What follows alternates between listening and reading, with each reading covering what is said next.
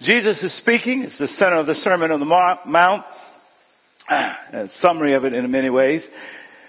You are the light of the world, like a city on a hilltop that cannot be hidden. No one lights a lamp and then puts it under a basket. Instead, a lamp is placed on a stand where it gives light to everyone in the house. Everybody shout amen. Amen. Please be seated.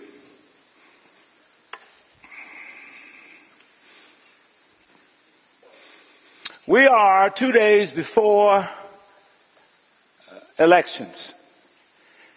And because the atmosphere has become so toxic, I thought that I'd take a moment and preach this message before the election. Because all of us should be asking the question, those of us who are Jesus followers, how would Jesus have me to respond? What role would he have me, a Jesus follower, to play in this horrendously divisive and polarized time in our country? I'm actually worried about the direction that our country is moving in. Now, so I'm going to ask that you listen to me by pulling off whatever political hat or lens or hearing you have. So CNN and Fox News and all that stuff, leave it at the door today, because I really am not interested in how you vote, what kind of politician you're going to be, your politics. I'm interested in what kind of Jesus follower you're going to be in this season. All right. So I need not remind you, but I will. Just the last 7 days, a lot been going on that reminds us how toxic and how dangerous times have become. Last Saturday in Tree of Life Synagogue in Pittsburgh, a fellow walked in and brutally murdered 11 folk worshiping in their own community. One of the ironies of ironies in the midst of that horror, one gentleman who was in his mid-90s had survived the Holocaust only to be murdered in worship in his synagogue in America. Then the next day, the fellow went to an African-American church to shoot up people, but the church doors was locked on a Sunday like this, and so he went down to the nearest Kroger store and shot 2 African-Americans. And then said to the guy who pulled a gun on him, said, look, white people don't shoot white people. And then on just yesterday, a fellow walked into in Florida, walked into a yoga studio and shot and killed 2 people, wounded 5. And the toxic atmosphere that surrounds all of this is aiding and abating it. So the question that we all need to be asking is, what can I do? Everybody shout, what can I do? What can I do? So there's a couple things you can do. The first thing is easy. So let me just get it out of the way real quick. I'm assuming that if you have not already done it, that on Tuesday, you're going to actually go and vote your conviction and your values, whatever that might be. Everybody shout, vote. And let me just say this. If you do not vote, please, after that, keep your opinion to yourself. Because I think you concede the right to complain about anything if you're too apathetic, that was a nice word, to go and vote. Everybody shout, go vote. Your values and your convictions, whatever they might be. The second thing that we can do is, I'm going to spend the rest of this time talking about it, in answer to the question, what role does Jesus want me to play? What does Jesus expect from me as a follower? And if you're not a Jesus follower, just listen in, because I think this is good advice for you as well. And it's simple. It's taken right from the Sermon on the Mount. The Sermon on the Mount that Jesus preaches, he lays out a radical agenda for those who would follow him. It stretches from chapter 5 to chapter 7 in Matthew. And in many ways is summarized right here. Jesus is saying, I want you to go be a light in the darkness. Everybody shout light. In a toxic, dark atmosphere, he's expecting you and he's expecting me and all Jesus followers to be so radically different that we're actually light in the darkness. So how do you be light in this darkness? Well, first of all, you need to make a radical commitment to daily, shout every day, daily demonstrate that your highest commitment on the planet is to Jesus Christ. That means your commitment to him is higher than your commitment to country, flag, politics, or even yourself. There is only one Lord of eternity. That's where your highest loyalty ought to reign. Now, here's how Jesus addresses this in Matthew chapter 22. He's beginning to displace some people religiously, and so religious politics is kicking in. How many of you know that religion can be used for good and religion can be used for bad? And so here it is. Here, religious leaders coming to Jesus, one of them, an expert in the law, Pharisee in that context. It says to try to trap him with the question, teacher, which is the most important commandment in the law of Moses? Jesus doesn't miss a beat. He says, you must love the Lord your God with all your heart. Shout all your soul and all your mind. What he's saying is that God has to be your highest affection, your highest loyalty, that your highest commitment should be to God. Then he says, this is the first and greatest commandment. Watch this. But he then says, a second is what? Equally important. What is that? Love your neighbor as what? As yourself. As yourself. So we have to be radically committed, make sure that God is the highest loyalty in our lives, and we have to be radically committed to relationship, loving our neighbors. As I said, now, does he qualify neighbor here? Does it say what I really meant to say was love your Democratic neighbor? Or love your Republican neighbor, or your white, or your black, or your Asian neighbor? Did he say, no, I want you to love your rich neighbor, or no, love your poor neighbor, or no, love your straight neighbor, your gay neighbor, neighbor. That's it. Well, Luke takes it and pulls the span back on this. You can read it when you get home, Luke chapter 10. He pulls the lens back, and we see that it says the guy wanted to justify himself. So he asks kind of what we are thinking. He says, well, who is my neighbor? Jesus grabs that question. It's incredible what he does. What he tells this parable about this Jewish guy who leaves Jerusalem, and he goes down the winding road towards Jericho. And on his way, he's attacked viciously and violently by some thieves who beat him nearly to death and robs him and leave him on the ground, bleeding himself. Jesus says that the religious leaders from this guy's own faith comes by, the priest and the Levite, but they're afraid of what could be lurking that they leave him, they don't bother him. But then he says somebody from another religion, somebody from another ethnicity, somebody from another faith, actually a faith that this particular folk, that the guy who's on the ground would most likely have looked down on in that day. That is the Samaritan. Shout Samaritan. Who didn't let theology get in the way. Come on now. Who didn't let who likes who get in the way. But he saw a wounded man on the ground, and he risked his all to attend to the wounded man who probably didn't even like him. Wow. And Jesus is saying, that's what I expect of my followers.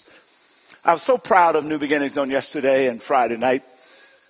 There was 3 Shabbat services, Jewish worship services here by the Jewish community, grieving over the horrendous attack in Pittsburgh. This synagogue about 20 years ago had also been burnt down through a similar act. And during that time, a Christian church took in the people that was a part of the synagogue, and folk all over Redwood City helped them to rebuild this beautiful edifice, and Christians were in the lead of that. And so they decided to create space in their mission so that Christian churches who needed a space could host. You see how amazing this kind of out of ugliness, how God can bring something pretty remarkable.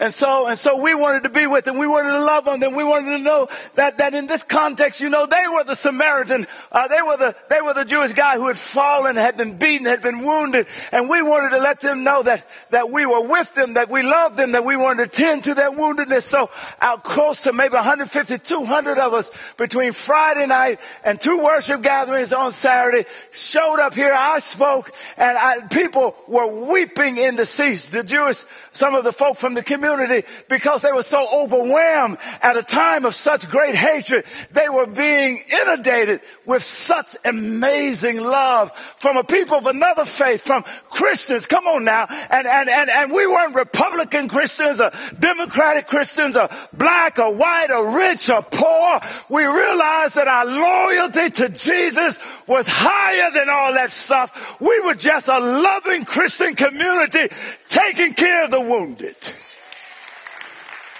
That is the model. That's how the Christian church can make a difference. Make a difference. We all know the fact is that whoever is a victim, whatever group is targeted by hatred and violence, that Jesus followers ought to go do what Jesus would do.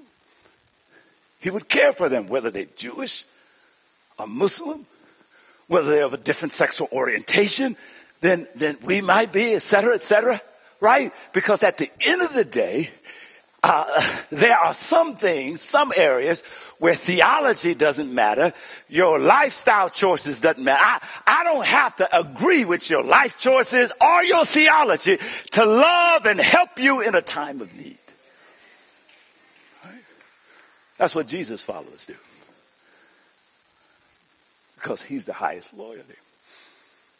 So that's the first thing that we can do. Shout every day. Shout every day. Every day we can practice a radical commitment to Jesus that we're going to handle people the way Jesus handles them. Radical. Secondly, thing that we can do is discern our hearts. Tell the person next to you, remind me to pay attention to my heart. Tell them. Discern your heart. Figure out what's going on in your heart and keep bringing it to God to work on your heart. All of us, because we all need some heart surgery every now and then now. The first thing I want to challenge you is just be aware that under every major political passion is a hurt, a fear, or a need. And so I'll give you a little homework here. Go home today and figure out what is a political something that I'm so horrendously committed to. Whatever that is, I suggest you do a little work, get a little piece of paper, and ask yourself, all right, now what feeling is attached to this?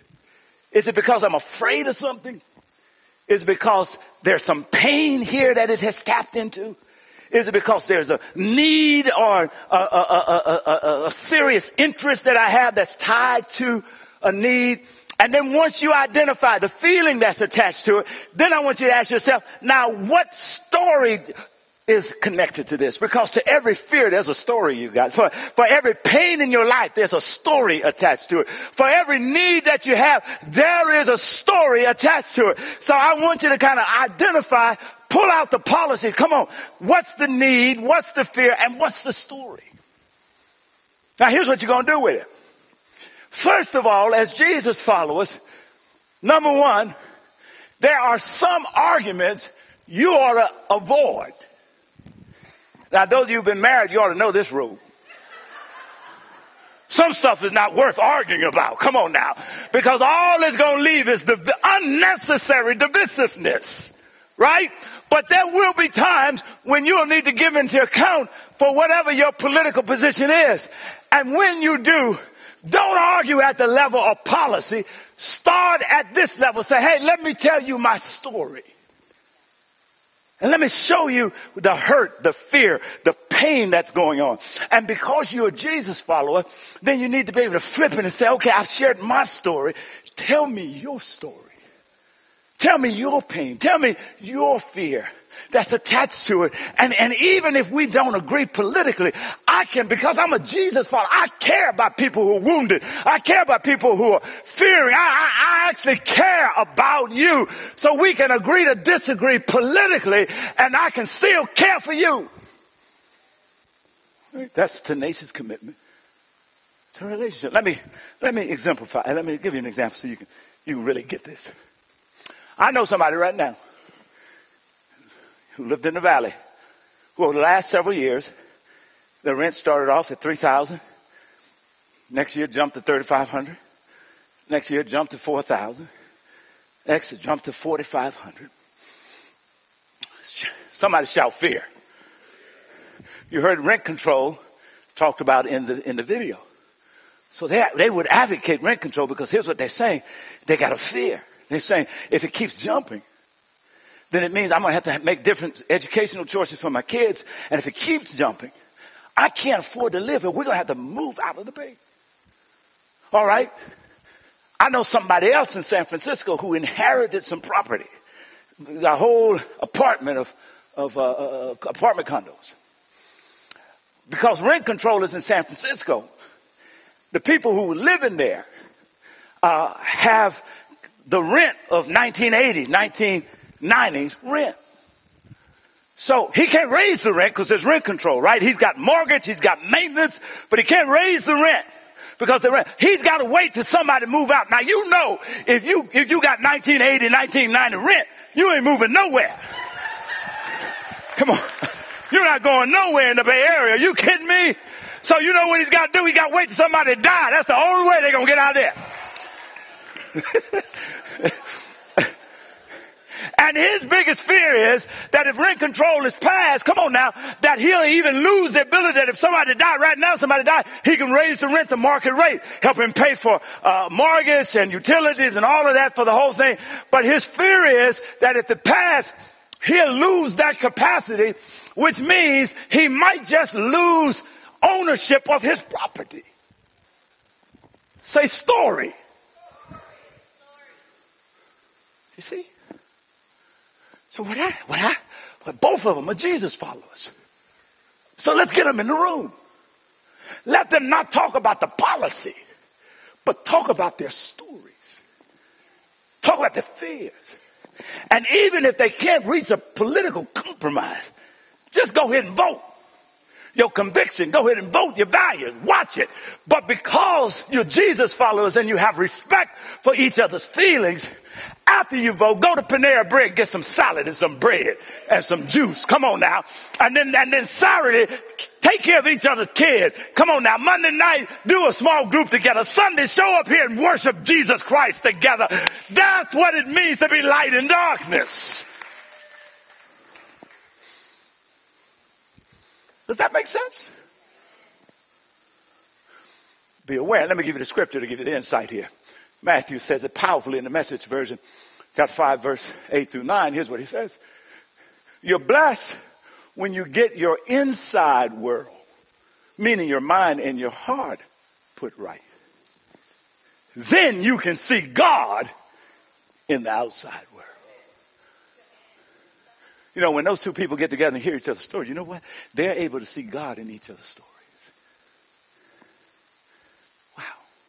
Secondly, I'm just telling you what you can do to change, to be a light, whatever your age, whatever your economic income, however flawed you think you are. Here's some things you can do. He was talking to tons of people at the mountain. They were just like you and me.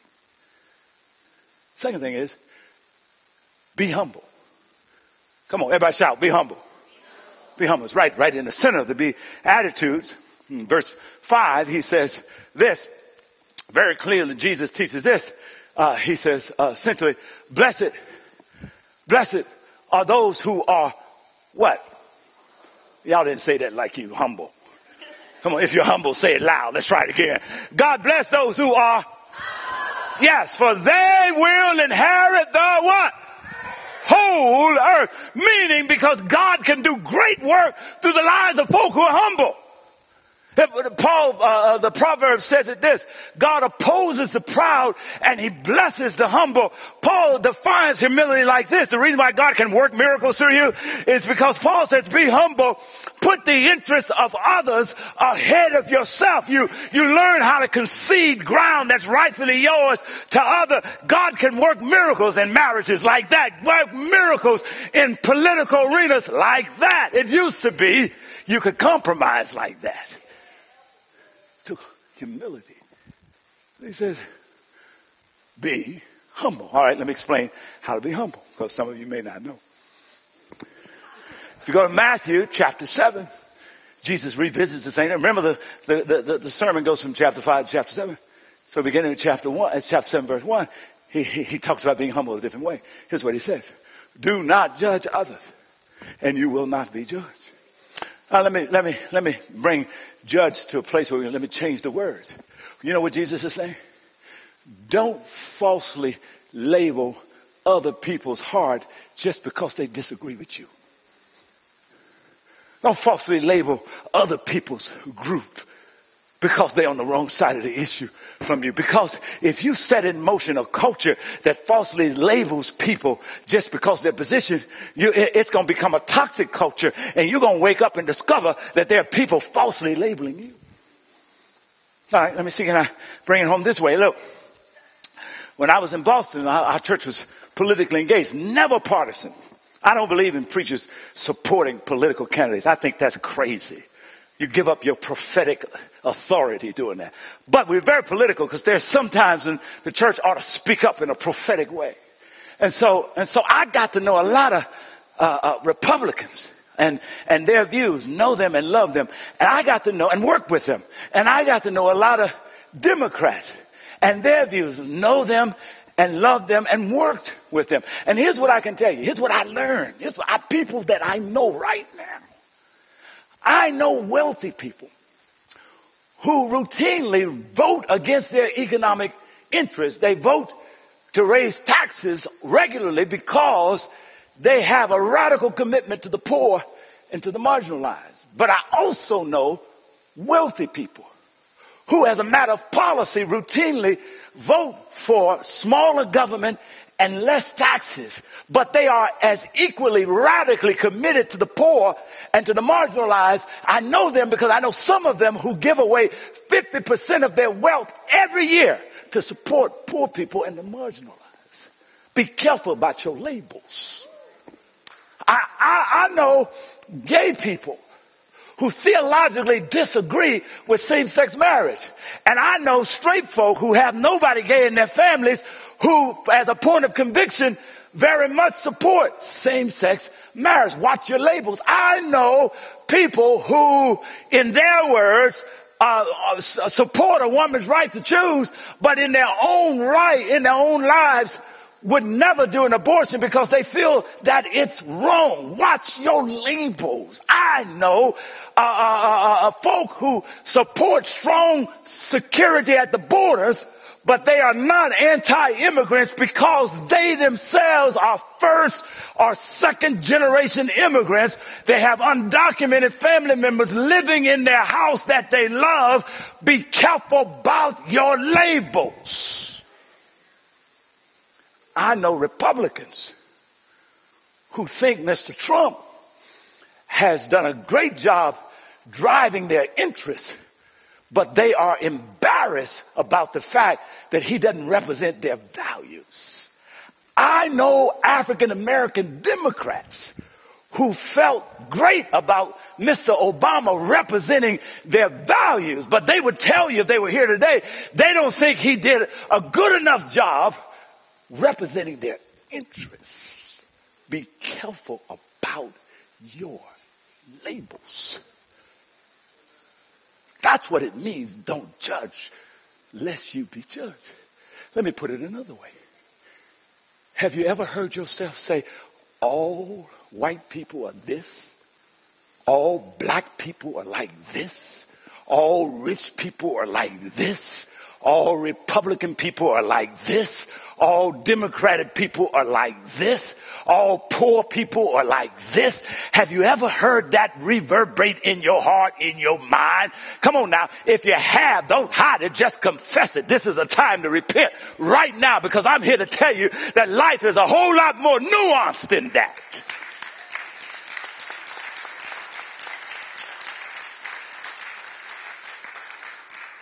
Well, I've got some friends who think that all white people are evil. So, are you crazy?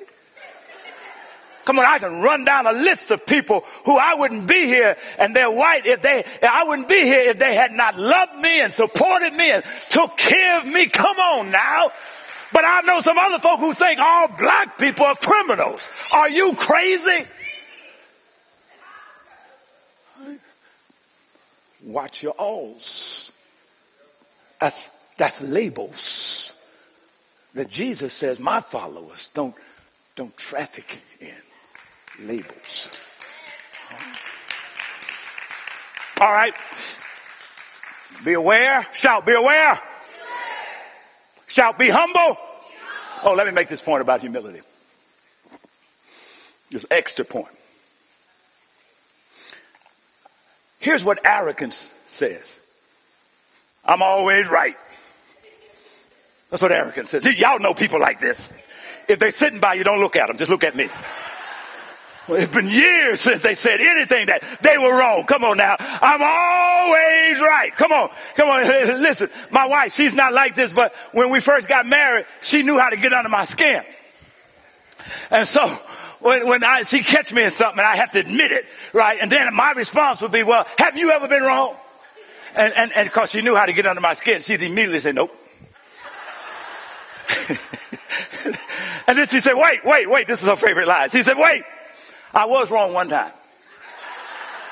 She said in 1976, I think it was April the 3rd, I thought I was wrong, but discovered I was right.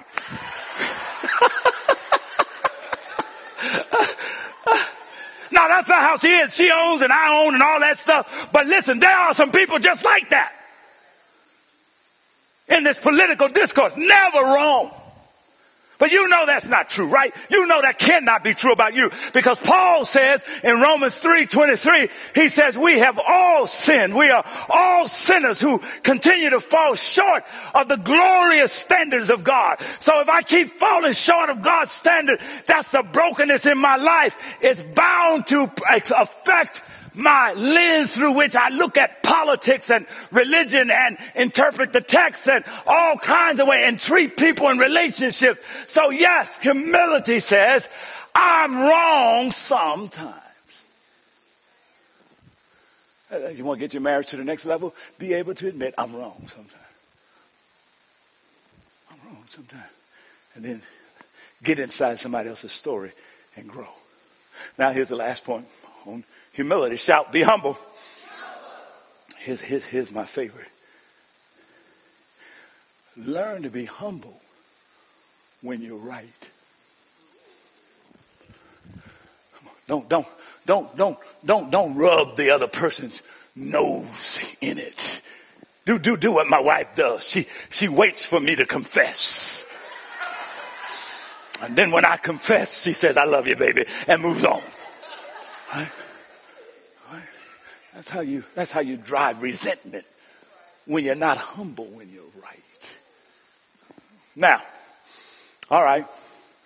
Shall be aware. Come on. Shall be humble. I'm telling you how to be a light. Shout, be angry. Come on, say it again. Be angry. But don't sin. That's it, isn't it? That's what Paul says in Ephesians 4:26 that he said. He tells us, he says, and don't sin by letting anger control you. The King James Version says, be angry, but sin not. He said, don't let sin get in control of your life. And one of the ways he says, don't let the sun go down on you, and you still angry. Now, you know what he's saying? Let me make it contemporary. What he's saying, some of us, we get inside this political stuff, and we watch CNN or we watch Fox. We watch it all day, all night. Next morning we get up first thing is on, and they telling us who to like and who not to like and who to be angry about and all this, and we just get more and angry and more angry and more angry and more angry. Paul says that's dangerous. Come on now. When you get home, read verse 22 forward in chapter 5, and Jesus will make this point. Be careful about getting angry, because first thing you're angry, and then next thing it takes control. You calling people names. The next thing you cussing at folk. Come on. And then the next thing you're doing the unthinkable to people, and if you're not careful, you'll end up, Jesus says, in hellfires, because your anger has gotten control of your life. Let me prove it. The young man who went into the yoga. Did you hear his story? Did you hear? He got it rejected repeatedly by women, and he wallowed in that rejection, and that anger became hatred. And the hatred made him a murderer. Always remember this. There's always two sources for anger. One source is love. In the Sermon on the Mount, Jesus says, blessed are they who thirst for hunger, who hunger and thirst for righteousness. There's some things that ought to make you angry. Out of a place of love. You love the Jewish community. So to be angry when you hear that 11 people got killed innocently like that. Come on now. Come on. You love folk who are being looked over and walked by. So you get angry when that's fine. There's things that ought to make you angry. It comes from a place of love. But there's another kind of anger that comes from a place of hate. And you've got to regularly check your heart and figure out, is this love or is this hate? Right? And listen, I know some folk who are into liberation theology, and they love fighting for the oppressed, but they hate the oppressor. If that's who you are, turn in your morality card. Because Dr. King made it clear. He said, darkness will never drive out darkness. It takes light to do that. Hate will never drive out hate. It takes love to do that. The moment you start hating other folk, you've just started to slide towards becoming the way they are. And you think you're justified. There's never justification for hate. Listen. The folk who shot up the people in the Jewish community, or what about the KKK or the Nazis folk who've been marching around in Charlottesville? Do you know what? Talking about Jews will never replace us, and they want to get rid of all black people and all this kind of stuff because they feel like we're stealing the country from them. Listen, I don't hate them. I feel sorry for them. I have compassion for them. They sick, y'all. And if you hate them, how can you be a part of their salvation? If you hate them, how can you be a part of their redemption? If you hate them, how can you be an avenue of deliverance? If you hate them, how can you tell them about a Jesus who died to shed his blood for them and for us? If you hate like they hate.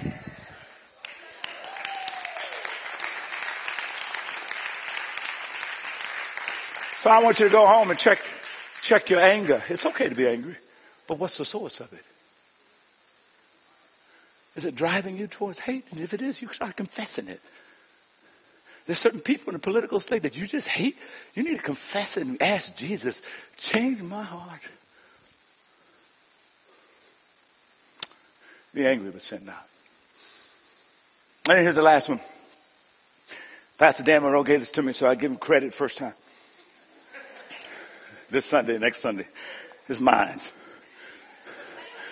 Pastor Dan Monroe said, tell them to follow the spirit of Christ and not the spirit of news commentators.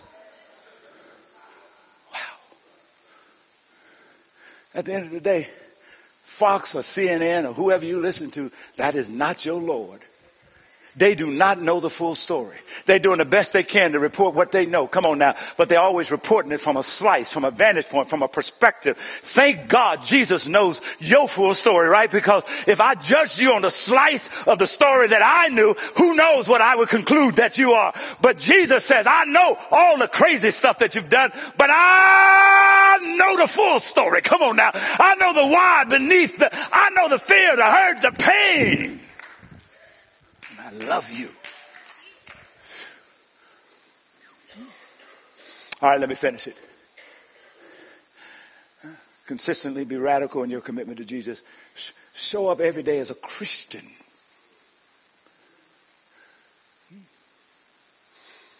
discern what's in your heart. Keep giving it over.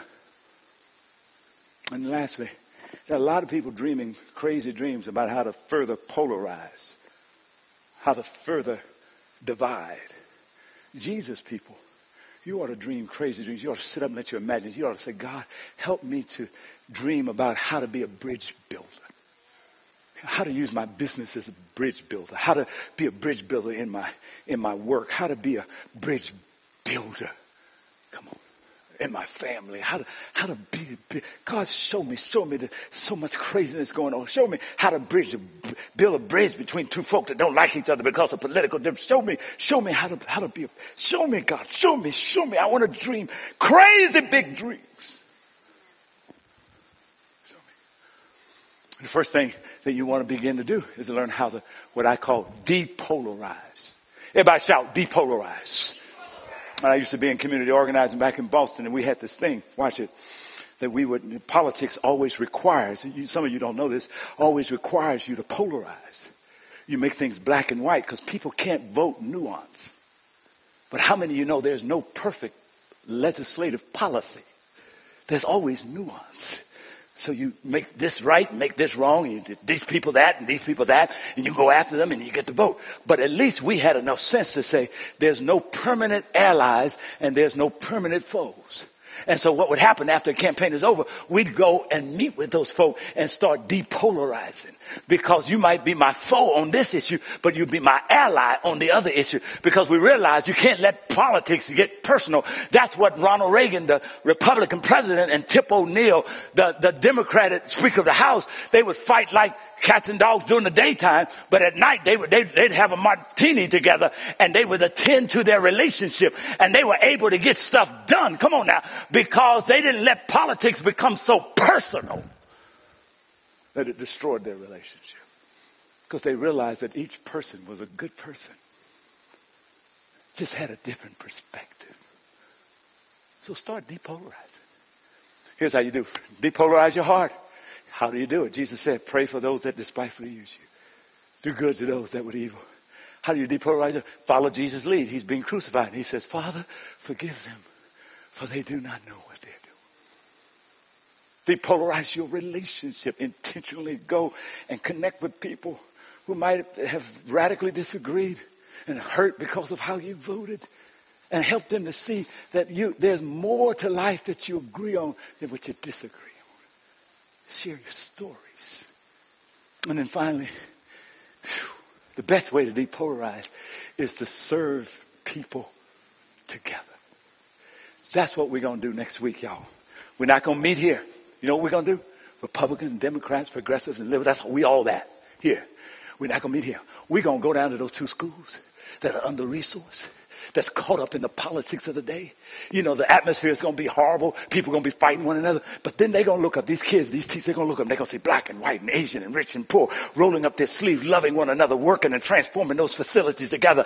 And as we work together, we get to know each other and we love one another. And we are a witness to a greater plan of God to transform this country, one relationship at a time.